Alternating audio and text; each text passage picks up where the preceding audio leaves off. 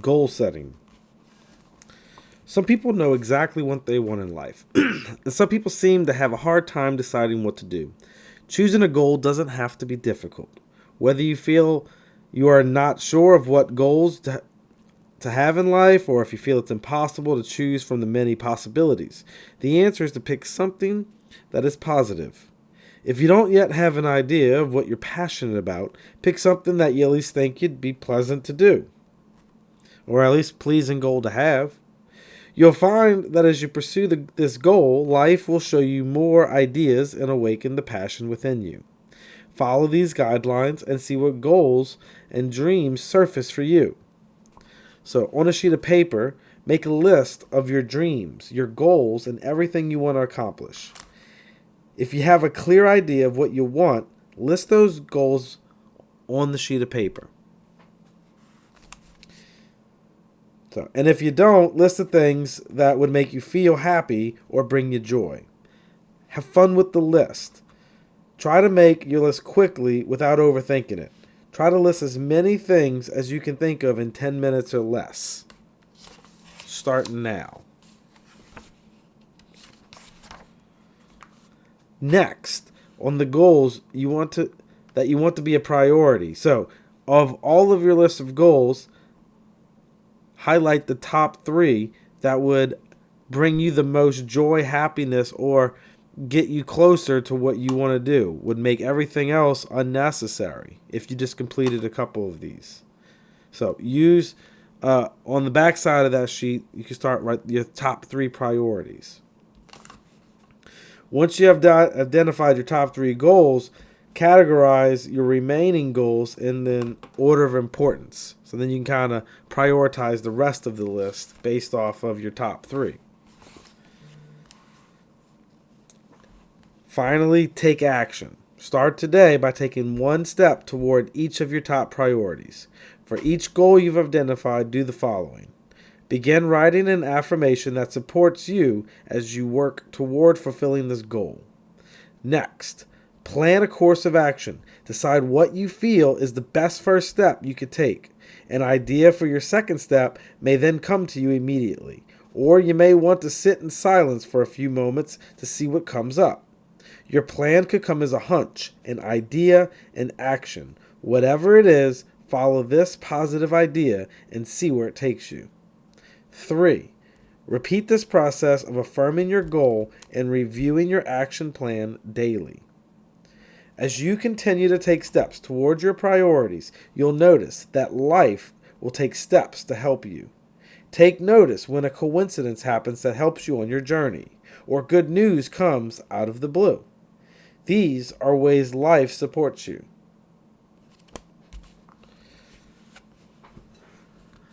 To help you along your path, you create a Game of Life study group. The Game of Life is an ideal book to study with another person or group. Here are some guidelines that can help you not only with understanding the principles of Shinn's covers, but also applying them. Choose your study partner wisely. Make sure to pick people who don't share the same goals as you. In other words, don't cajole or plead with someone to join the group. Ask people who have the same level of commitment to exploring these ideas as you. If all involved are excited, then you'll have a much better experience. Choose people who will engage in an honest, compassionate way. Avoid people who will only say what you want to hear or what they want you to hear. Also, avoid those who feel they already know everything or are negative or judgmental in any way.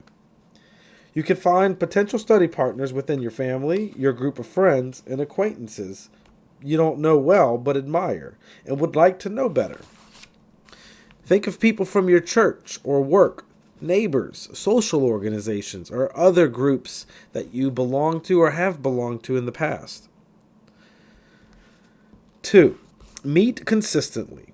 Once you find the right study group, make a commitment to meet at least 1 hour each week.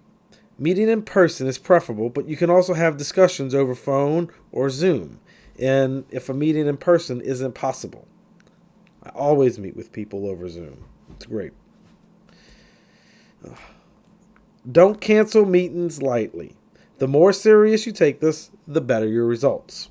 3. Take turns.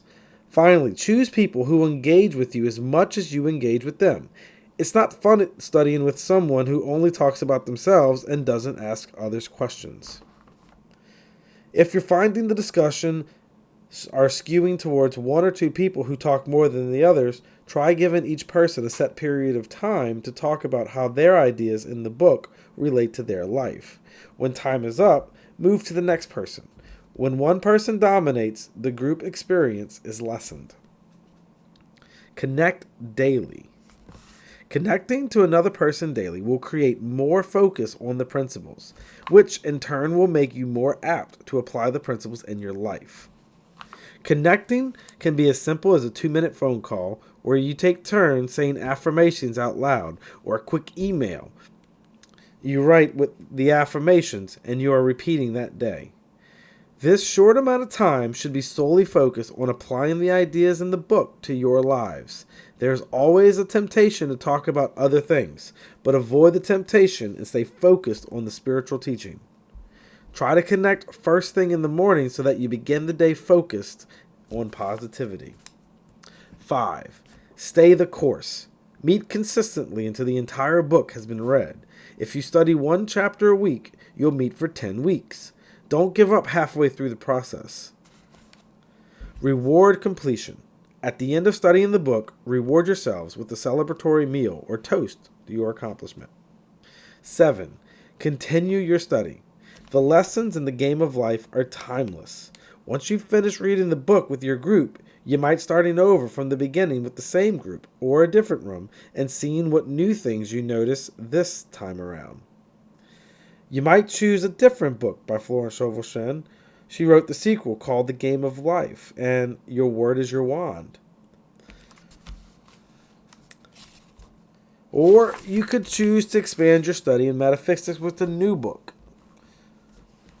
Anything from Think and Grow Rich, The World's Greatest Salesman, other books I'll be adding to my library, books on business, books on personal development, how to read a book, Multiply Your Blessings, a 90-day prayer partner experience, The Power of Now, Guide to Spiritual Enlightenment by Earl Tolle, The Power of Decision, Step-by-Step Program, Overcoming Indecision, and Live Without Failure Forever by Raymond Charles Barker, This Thing Called You by Ernest Holmes, The Power of Your Subconscious Mind by Joseph Murray.